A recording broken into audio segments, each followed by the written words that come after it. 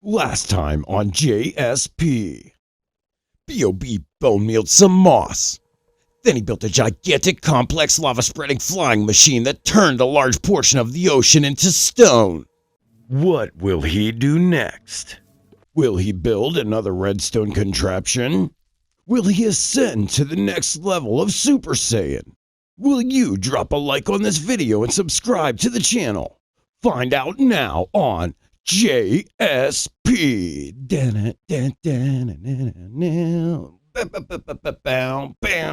What's up, everyone? B.O.B. here, and welcome back to the JSP SMP. Now, originally I had planned to do just some random activities today. I mean, they were going to be fun activities, but completely random activities. However, we have more urgent business to tend to. You see, we've decided to build a shopping district on the realm, and I've sort of been volunteered to make a rocket shop because I'm the only one with any gunpowder farms. Now, I do have two creeper farms. However, these aren't very fast. I'm going to try and make it work for like a starting stock, and then I'm probably going to have to build a gas farm at some point if I want to keep up with supplying the server with gunpowder as well as myself because, well, I have some expensive mining habits.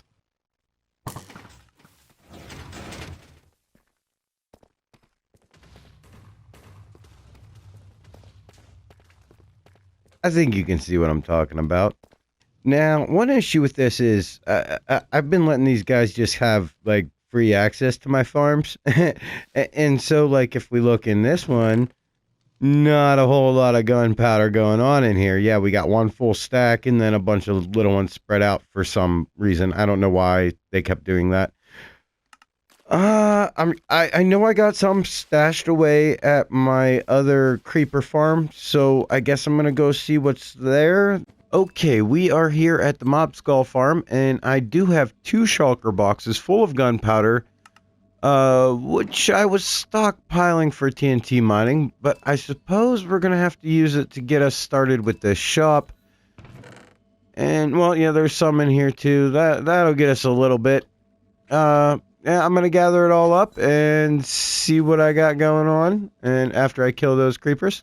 Okay, I've got my two full shulkers full of gunpowder, and then in this third shulker, I have 10 stacks and then an additional 45 gunpowder on top of that. That's everything I've got. Paper won't be a problem. I've got a huge sugarcane farm. We can gather that up in a few minutes. I'm going to need lots of redstone. Of course, I'm not just going to, like, build a building and fill it full of chests with rockets in there. No. We're getting technical with it. But these are the actual build supplies that I'm going to need for the shell. And, well, yeah, these are going to go into the building as well. Next step, location. We've decided to, well, I guess I kind of made the decision to make the shopping district around spawn.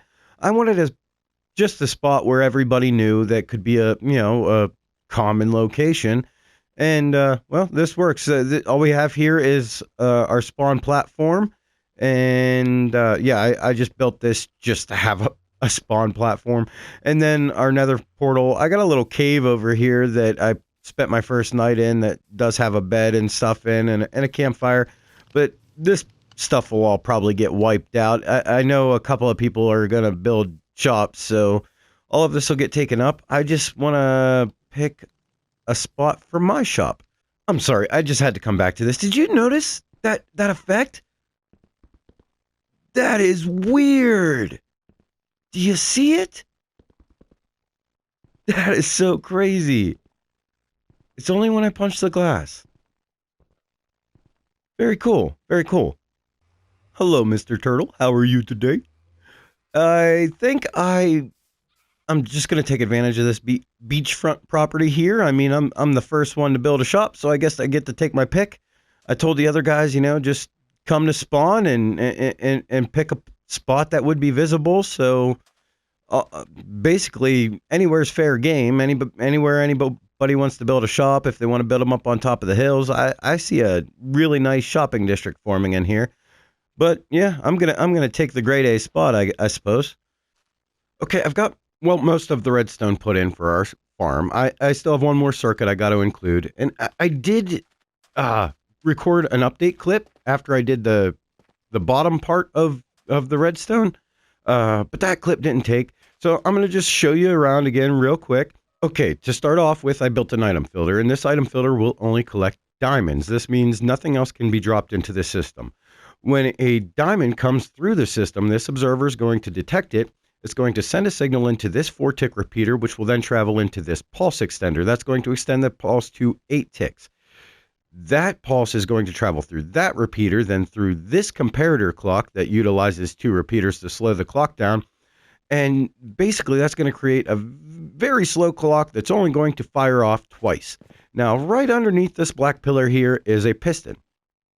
So every time this signal turns on, that piston is going to fire. So that's a total of 2 times.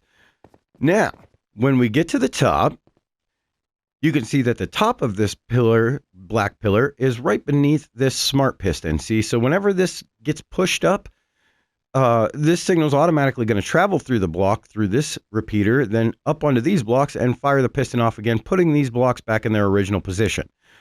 Now, whenever this happens, this will also send a signal to this piston, which is going to push all of these blocks up.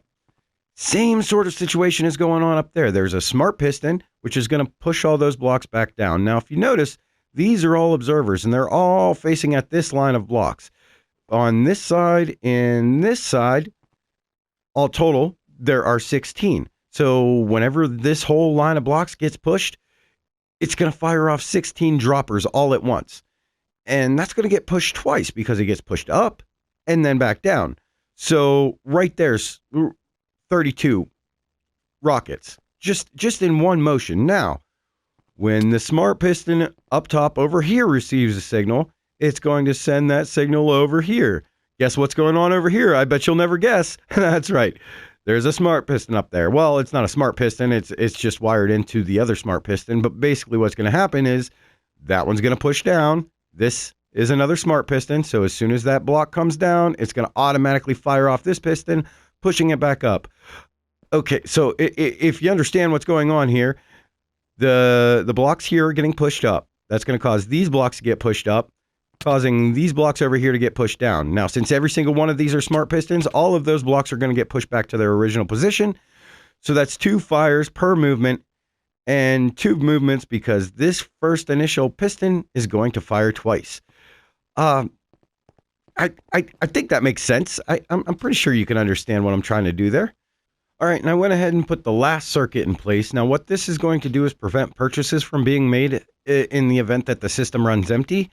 Because we're just going to be dropping diamonds into the system. I don't want anybody to lose, spend their diamonds and not get the rockets that they're paying for. So what's going to happen is when the dispensers run out, or at least that dispenser, but they should all run out at the same time, it's going to turn on this redstone signal. As you can see, it is on now, but that's because I haven't stocked the system. And I'm standing on a piston here that's going to push another one of these hidden black pillars down. Not really hidden. I'm sure you'll see that they're moving, but the idea was make it more difficult to notice that I'm sending a signal there, and I think that's going to work out for us. Anyway, that's going to come down here and fire off this smart piston, which can't actually activate because the piston up above is still turned on, but that's also going to send the signal through all the way to this block, which is going to lock this hopper. So, in other words, nothing, which actually I want to move this up a block. I'll probably do that. But in other words, nothing will be able to go into the system. No diamonds will be accepted if there's no rockets to be sold. So that's perfect. I don't have to worry about people losing diamonds. Okay, so quick recap on how it's all going to work. Our diamonds will be accepted here. I can't drop one in right now because that system is locked. But every time a diamond falls in, it's going to send 2 signals up above.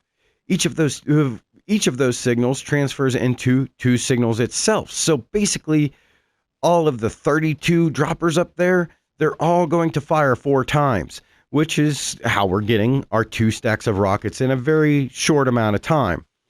Now, like I said, this last circuit is just there to prevent any purchases from being made if it's all out of diamonds. So there's nothing special going on there. The only thing I really have to do now is stock it, which is probably going to be a little bit time consuming, and then actually put a building around this because that's just not acceptable. You guys, look. I was crafting fireworks and they seem to be stuck to my cursor. No matter what I look in, it's still there. How do I get rid of it?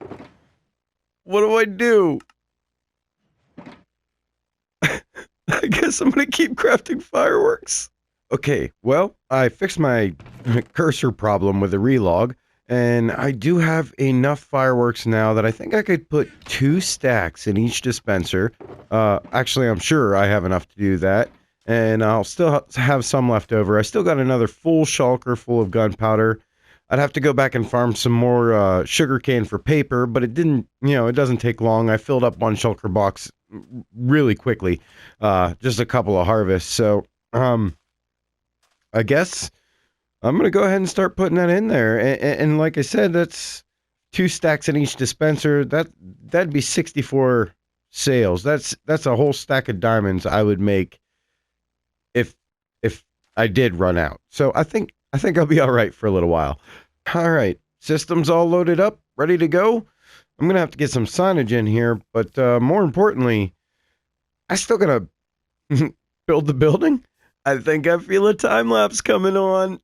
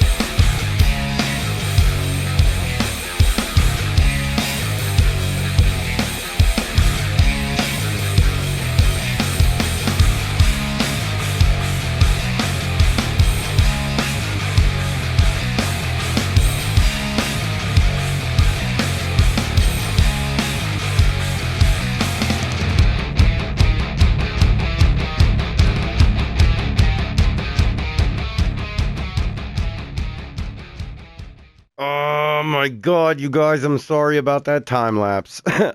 I'm actually kind of lucky. I didn't really calculate the white concrete right, and I ran out near the top, and that's the only reason I stopped.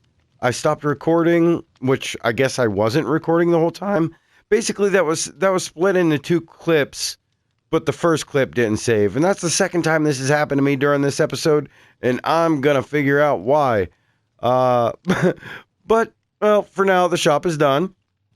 As you can see, I added a little bit more detail in the floor here. Just added, a few magma blocks and some smoke to make it look like scorched earth, if you will. You can't really see it, but I did add some lighting up top to ensure that no mobs spawn on the peak of it. And then I just hid that underneath carpet. I added some signage so the peeps know what they need to do. 2 stacks per diamond. Plus, I told them on Discord, so everybody's already in the know there. But now we can finally give it the royal test. Hello, Mr. Parrot. Are you here to see the test? Are you here to see the test? I have 48 rockets on me now. Let me drop the diamond.